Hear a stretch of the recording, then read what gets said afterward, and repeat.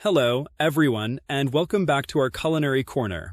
Today, I am thrilled to share with you one of the most iconic and beloved dishes from Austria, the mouthwatering Wiener Schnitzel. This crispy, golden-breaded steak is sure to impress your family and friends at any dinner table. So, if you're ready to elevate your cooking skills and delight your taste buds, let's dive right in and make some irresistible Wiener Schnitzel together. When selecting the best part of the calf for veal to prepare delicious Wiener Schnitzel, you want to focus on specific cuts that are tender and well-suited for frying. Here's a detailed guide on how to choose the right cut. Veal loin, often considered the best choice, the loin offers tender meat and is relatively lean. The center-cut loin is particularly prized. Here's what you'll need to make an authentic Wiener Schnitzel. For veal cutlets, about 5 to 6 ounces each. Salt for seasoning. 1 cup of all-purpose flour. 2 large eggs, lightly beaten. Fresh, fine breadcrumbs. A mix of butter and oil for frying. Lemon wedges for serving. First, let's prepare our veal cutlets. For the perfect schnitzel, they need to be thin. So, take each cutlet and place it between 2 sheets of plastic wrap. Using a meat mallet, pound them gently until they're about 1/4 inch thick. This is crucial for achieving that tender, melt-in-your-mouth texture. Now, sprinkle a little salt on both sides.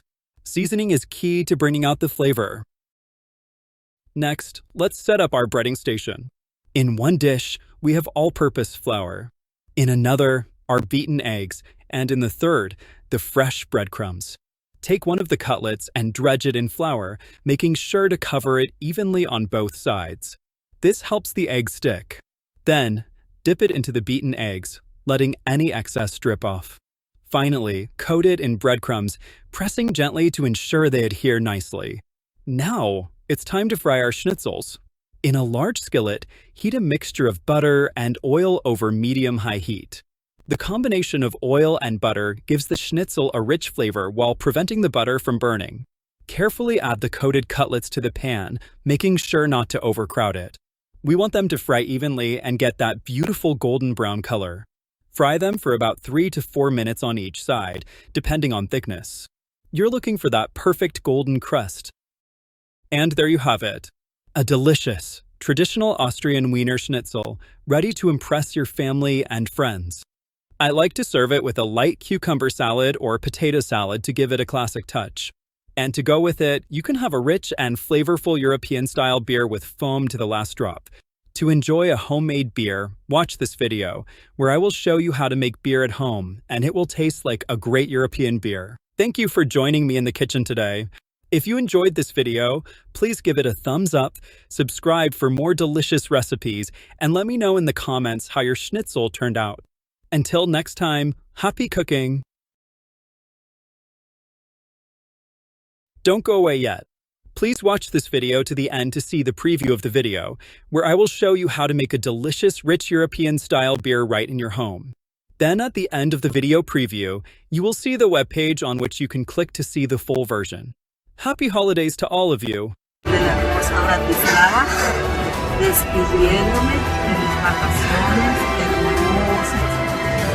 Encantadoras, exquisitas, tomando una cerveza deliciosa.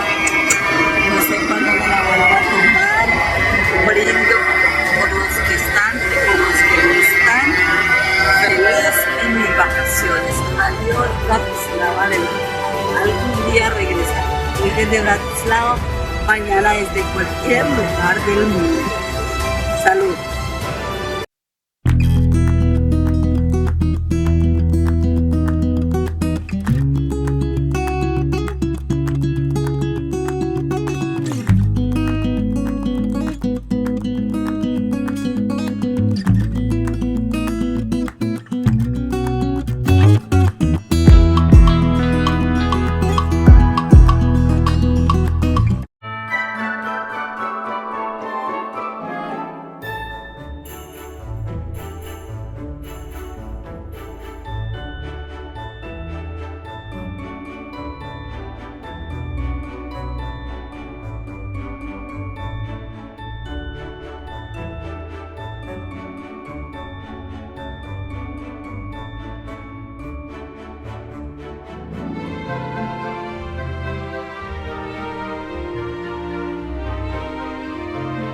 Welcome to our channel, where we explore the art and science of crafting delicious beverages at home.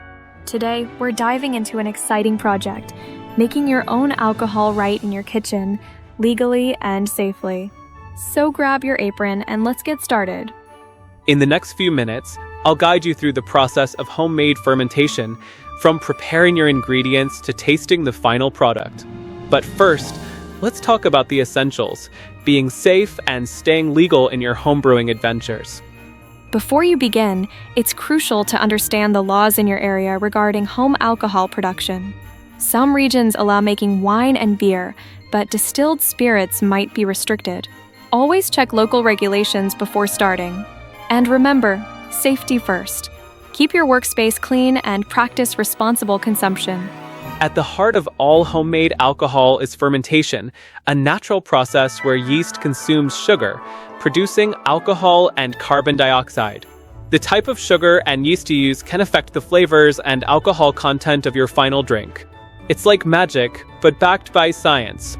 To get started, you'll need a few tools: a fermenter, an airlock, sanitizer, and bottles.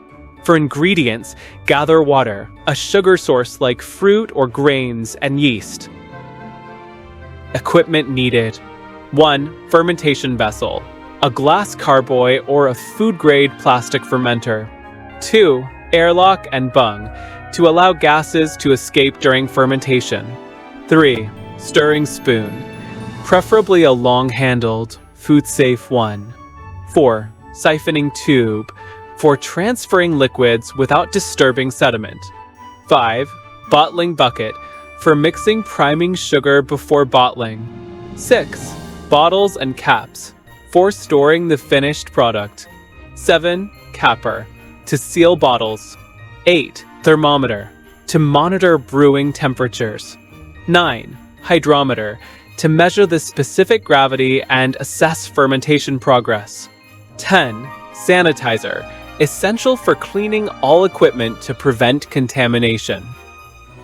Ingredients: 1. Malt extract, liquid or dried, as the base of your beer.